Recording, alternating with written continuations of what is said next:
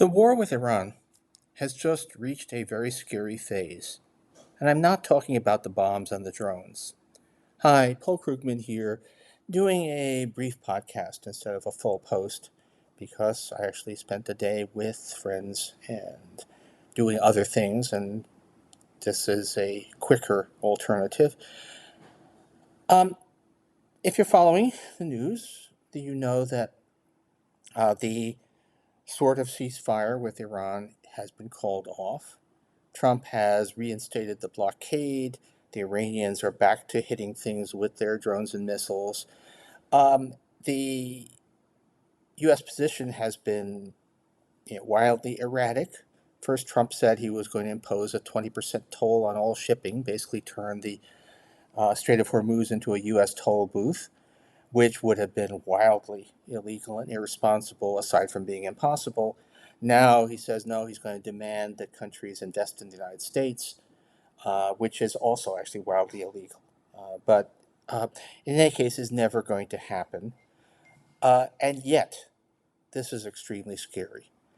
Uh, the reason to be afraid is not that I think the war is going to come to America. It's not even that I think the United States is going to seriously, try to occupy Iran. We don't have the troops. We don't have the missiles. Trump depleted a large share of our weaponry in the course of his failed war so far.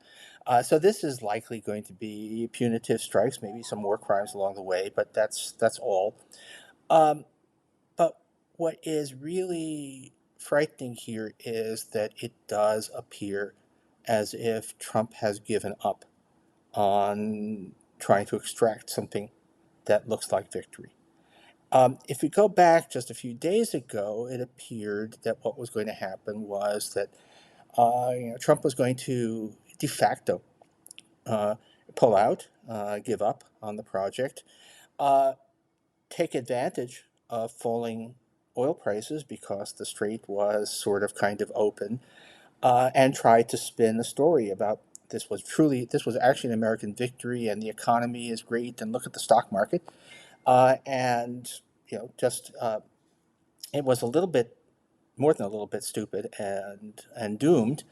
It was also kind of amazing because the a serious attempt to end the conflict would have required facing up to reality, saying, okay, this war didn't go well, but America remains great.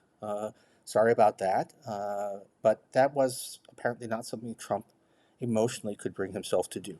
He just cannot admit that this venture failed. He can never admit that anything failed. We're going to be searching for the saboteurs of the reflecting pool for the remainder of his presidency.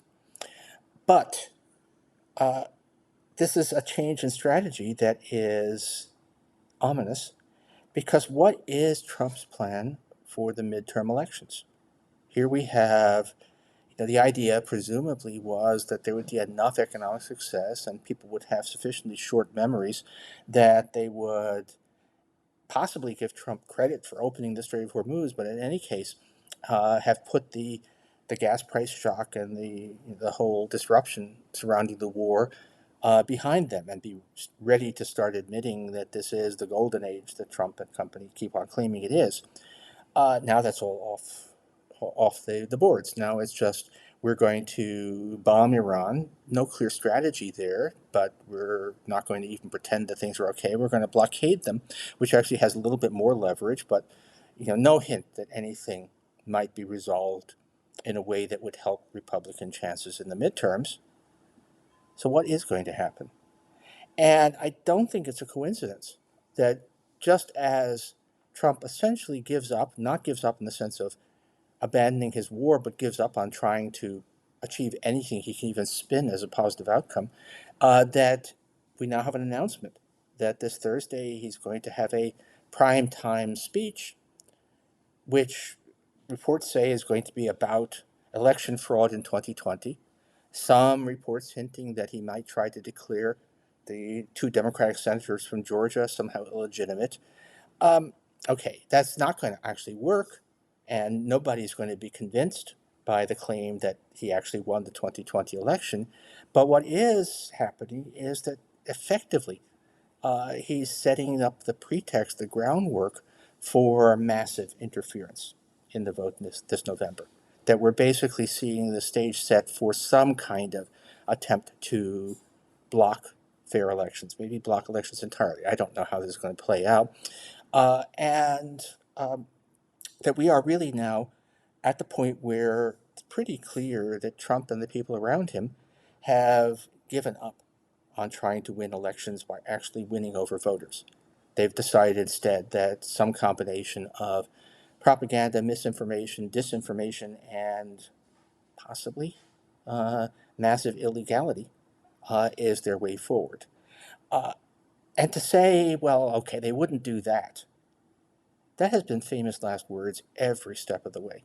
The proposition that there were some things that even Trump and company would not do has been the best way to be wrong about everything, every step of the Trump administration.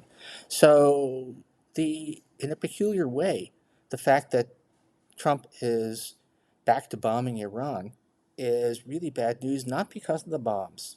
Yes, it's terrible and all of that, and not because I have any real fear that America is going to be at risk from a foreign power, but because I think it signals an enormous risk to us from our own president, our own government.